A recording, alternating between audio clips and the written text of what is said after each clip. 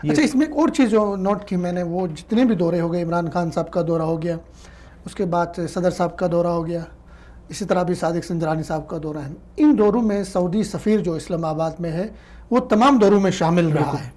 तो इसको अप्रिशिएट करना चाहिए कि उनकी भी एफर्ट है, बल्कि उनकी एक पुरानी एक स्पीच भी है रियाज में, वो अपने जो ताजर हैं सऊदी अरेबिया के, उनको कन्विंस कर रहा है कि भाई आप पाकिस्तान में जाके इन्वेस्ट करें, पाकिस्तान इतना खूबसूरत मुल्क है, इतना अजीम मुल्क है, वहाँ इतने मौके हैं। सही।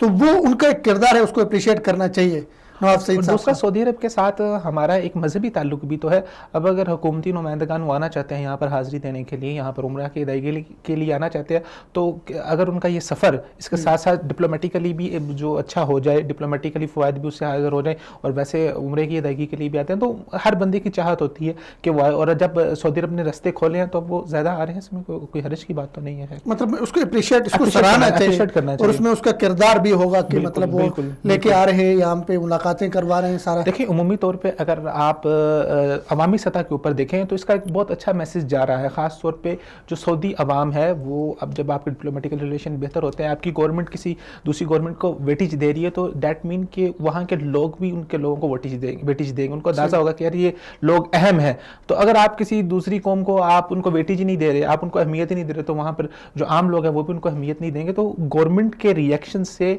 अवामी परसेप्शन बिल्ड होता है। तो ये अच्छा एक परसेप्शन बिल्ड हो रहा है।